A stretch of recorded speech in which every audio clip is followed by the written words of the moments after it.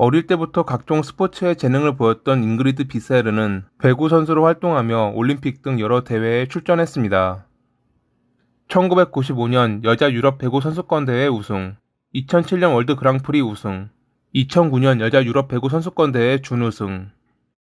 그 밖에도 500개가 넘는 국제 경기를 비롯해 여러 나라에서 활동했던 잉그리드. 그런 그녀가 2013년 5월 13일에 남자친구와 함께 실종됩니다. 스페인 무르시아의 한 호텔에 투숙 중이던 그녀와 남자친구의 갑작스러운 실종에 네덜란드뿐만 아니라 스페인 현지에서도 큰 난리가 났습니다. 그리고 그로부터 2주 뒤, 그들은 인근 지역에 위치한 레몬 과수원에서 사망한 채 발견됐죠.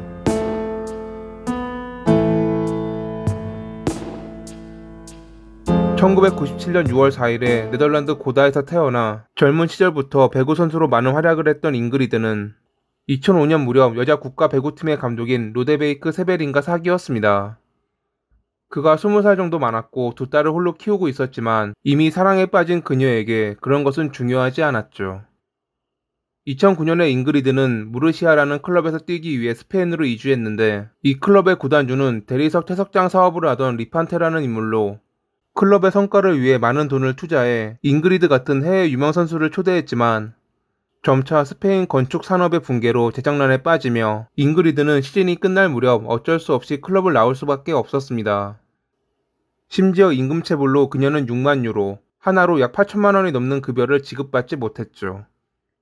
2011년에 그녀는 네덜란드로 돌아왔지만 클럽에서 돈을 받지 못한 것만 빼고는 스페인, 특히 그녀가 머물렀던 무르시아는 좋은 기억만 남은 장소였습니다. 그렇기에 가끔 생각날 때 남자친구인 세베린과 함께 스페인으로 놀러갔고, 심지어 둘은 그곳에 집을 하나 장만하기도 했습니다. 본인의 사업을 수백만 유로에 팔기도 하는 등 성공한 사업가이기도 했던 세베린 덕분에 둘은 어느 정도 여유 있는 삶을 살 수 있었죠. 이제 잉그리드는 선수 생활을 은퇴하고 대학에서 법학을 공부하며 자신의 두 번째 인생을 준비하고 있었고, 세베린은 그런 그녀를 응원하며 물심양면으로 지원해 주었습니다. 당시 잉그리드는 무르시아 클럽의 감독인 후안 쿠엔카와 지속적인 연락을 취하고 있었는데, 그는 클럽 구단주인 리판테가 신뢰했던 인물로 재정난 당시 대책을 위해 정권을 위임받았던 남성이었습니다. 끝내 대리석 사업도 힘들어지고 재정난 때문에 잉그리드 같은 선수들까지 퇴출하는 결과에 이르렀지만, 그럼에도 그녀가 후안과 연락을 끊지 않았던 것은 구단주가 그에게 해결책을 마련하라고 위임하면서 임금 문제 역시 떠넘겼기 때문이었습니다. 그는 여러 방면으로 해결책을 마련하려 했지만 신규 사업을 하려고 해도 투자자를 구하는 것이 문제였습니다. 그런 그가 눈여겨본 남성이 잉그리드의 남자친구인 세베린이었죠. 성공한 사업가에 발도 넓고 어느 정도 자금이 있는 그에게 후안은 좋은 사업이 있다며 소개했고, 여자친구와 돈 문제로 얽혔지만 후안의 사업이 생각보다 마음에 들었던 세베린은 자기와 몇몇 투자자를 모아 투자금의 일부를 건넸습니다. 하지만 사실 후안이 제안했던 사업은 이익률을 교묘하게 속인 허위 사업이었습니다. 처음에는 몰랐던 세베린도 사업에 진척이 없고 진행에 관해 물어도 매번 말을 돌리자 자신이 속았다는 것을 눈치챘죠. 세베린과 잉그리드는 스페인에 갈 때마다 후안을 찾아가 투자금과 임금에 관해 이야기했지만 항상 돌아오는 답변은 기다려달라는 말뿐이었습니다. 그는 이익률에 좀 문제가 있었지만 진행만 제대로 되면 좋은 사업이 될 것이고, 임금 또한 사업만 잘 돌아가면 곧바로 지불하겠다는 말로 그들을 돌려보냈죠. 자기 돈뿐만 아니라 다른 이들의 돈까지 들어간 사업이었기에 초조해진 세베린은 몇 번이고 후안에게 투자금을 돌려달라는 메일을 보내기도 했습니다. 하지만 그에게 답변은 없었고 얼마 뒤 세베린은 다른 투자자들에게 고소를 당합니다.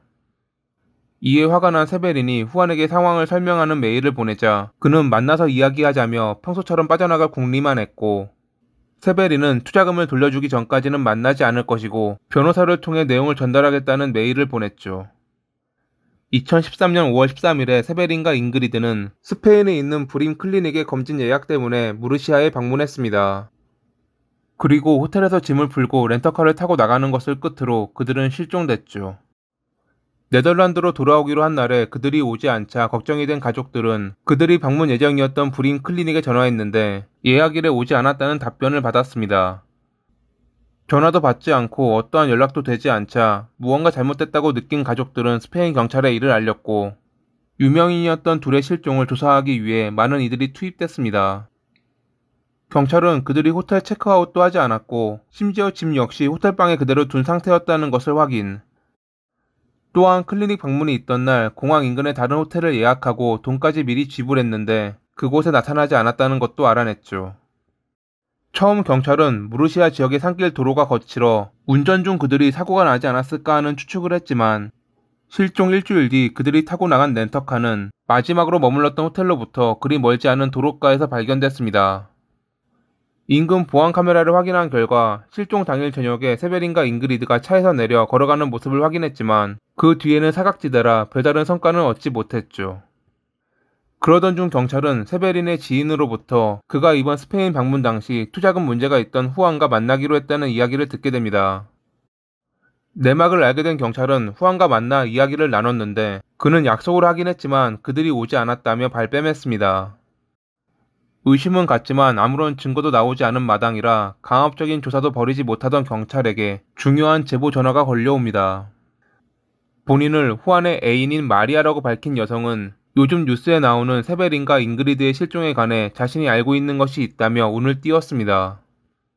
얼마 전 그녀는 사업 이야기를 해야 한다며 인적이 드문 곳에 있는 별장을 하루 빌리라는 후안의 전화를 받았고 그가 원하는 대로 별장을 알아봐 주었다고 합니다. 장소를 알려주자 그는 자기가 그날 바쁠 것 같으니 외국인 2명을 별장까지 태워달라는 말을 했습니다. 그가 말했던 외국인 둘은 세베린과 잉그리드였죠. 게다가 그것 말고도 올 때 큰 쓰레기 봉투 몇 장과 수산화 나트륨, 그리고 톱을 준비해달라고 했던 후안. 들으면 들을수록 마리아는 무언가 이상함을 느꼈습니다. 그녀가 잘 모른다고 얼버무리자 그는 우선 물건을 사자며 그녀를 불러냈는데 당시 그의 옆에는 처음 보는 2명의 남자가 있었다고 합니다. 루마니아인으로 보이는 2 남성은 후안이 말했던 물건을 사 마리아의 차에 실었고 이날 저녁에 그녀는 약속대로 세베린과 잉그리드를 태워 별장에서 내려주었습니다. 그리고 며칠 뒤 그녀가 태웠던 이들이 실종됐다는 뉴스를 보고 경찰에 신고했던 것이었죠. 마리아가 말했던 별장으로 출동한 경찰은 루미놀 반응을 통해 지워진 혈흔 자국을 확인했습니다. 이를 증거로 5월 25일에 경찰은 후안을 체포해 신문했고 결국 그는 그날 있었던 일에 대해 자백했습니다. 그의 말에 따르면 돈 문제를 해결하기 위해 2명의 루마니아인을 고용해 그들을 위협할 생각으로 별장으로 불러냈고 잠시 그는 밖에서 대기했는데 그 사이 루마니아인 중 1명이 그들을 살해해 어쩔 수 없이 지인의 가수원에 유기했다고 합니다. 그가 말한 장소에서 경찰은 땅에 묻혀있던 시신을 회수할 수 있었죠. 후안은 자신이 말릴 틈도 없이 벌어진 사건이라 주장했지만 그가 범행 전 마리아에게 여러 물건들을 준비하라고 말한 시점에서 이미 계획된 범행이라 검찰은 판단했습니다. 곧이어 그가 말한 루마니아인 2명, 발렌틴 이온과 콘스탄틴 스탠도 체포됐는데 둘은 현장에 단코라는 남성이 있었고 그가 진범이며 가족들의 신변을 위협해 어쩔 수 없이 따랐다고 자백했습니다. 후안이 했던 말과는 뭔가 맞지 않는 자백이었죠. 검찰은 단코라는 인물이 가상의 인물이라 판단, 살인을 주도하고 저지른 셋 모두에게 50년의 징역을 구형했는데 그들이 계속 말을 바꾸며 법정 공방을 이어가자 과실치사를 인정해주겠다며 20년의 징역을 제안했지만 거절당했습니다. 하지만 2016년에 루마니아인 중 1명인 발렌틴이 후안으로부터 살인 청구를 받았다며 모든 것을 자백.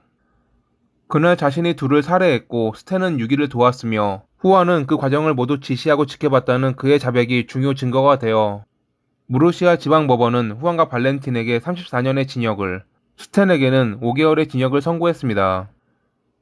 검찰은 후안과 발렌틴이 더 엄중한 처벌을 받아야 한다며 항소했고 그 결과 그들의 징역은 40년으로 늘어났습니다. 스탠은 이미 형량 이상을 복역해 재판이 끝남과 동시에 풀려났죠. 여담으로 잉그리드가 네덜란드에서 뛸 당시 사용한 번호는 영구 결번이 되었고 배구계에선 그녀의 이름을 딴 상까지 나왔다고 합니다. 돈 때문에 어리석은 선택을 하며 다른 이에게 돌이킬 수 없는 피해를 주었던 그들. 이런 나쁜 사람들이 사라지는 날이 오길 바라며 이만 마칩니다. 오늘도 시청해주셔서 감사합니다.